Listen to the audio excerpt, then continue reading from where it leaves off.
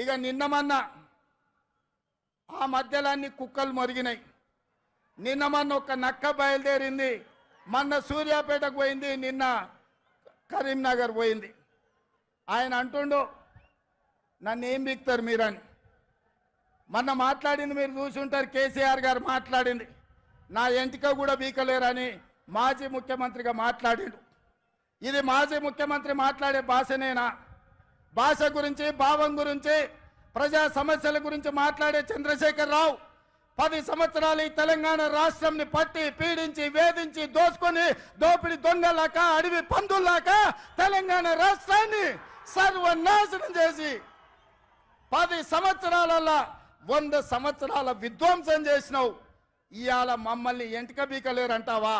మా కాంగ్రెస్ పార్టీ కార్యకర్తలు అనుకుంటే నీ ముడ్డి మీద డ్రాయర్ కూడా ఉండదు పీకడం మొదలు పెడితే. బిడ్డ నువ్వు అనుకుంటున్నావేమో కాలు ఇరిగిందని, లేకపోతే కట్టెపట్టుకొని నడుస్తున్నా అని, కూతురు జైలుకు పోయిందని, అధికారం కోల్పోయిందని.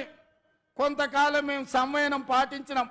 ఏ మనిషికైనా కష్టం వచ్చినప్పుడు మేము మానవత్వంతో మీ గురించి మాట్లాడకుండా మర్యాద పూర్వకంగా వ్యవహరించినాం. ఇవాళ నువ్వు అనుకుంటున్నావు నువ్వు ఏది పడితే అది మాట్లాడితే చూస్తూ ఊరుకుంటామని. చూస్తూ ఊరుకునేటోడు ఎవరు లేరు. నేను పెద్దలు జానారెడ్డి గారి లాగా కాదు, నేను రేవంత్ రెడ్డిని బిడ్డ. అంగిలాగు ఊడదీసి నువ్వు మాట్లాడే లత్కోర్ లఫంగ మాటలకు చెర్లపల్లి జైల్లో చిప్పకూడు తినిపిస్తా బిడ్డ. నువ్వు అనుకుంటున్నావేమో.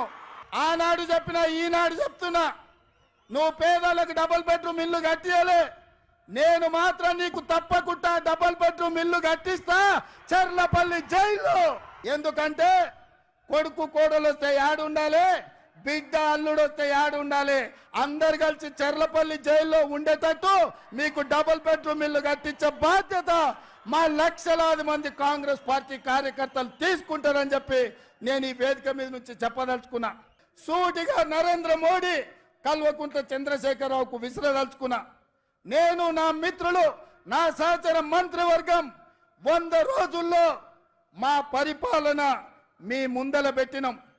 మా పాలసీలు మేము అమలు చేసినాం. ఇవాళ నేను అడుగుతున్న మిత్రులారా, 100 రోజుల్లో మేము మంచి పాలన ఇస్తే, సంక్షేమ పథకాలు అమలు చేస్తే, 6 గ్యారంటీలు అమలు చేయడానికి చిత్తశుద్ధితో ప్రయత్నం చేస్తే తెలంగాణ రాష్ట్రంలో మమ్మల్ని 14 సీట్లలో గెలిపించండి. ఒకవేళ మా పాలన సరిగ్గా లేకపోతే మాకు ఓటు ఇవ్వాలనో లేదో మీరు ఆలోచన చేయండి. మేము ఈరోజు నిజాయితీగా కడుపు కట్టుకొని కష్టపడి రోజుకు 18 గంటలు నిరంతరం కష్టపడి ఇవాళ 6 గ్యారెంటీలను అమలు చేసి ఇవాళ మీ ముందుకు వచ్చినాం. అందుకే తెలంగాణ సమాజానికి మేము భవిష్యత్తులో మంచి పాలన అందించాలి.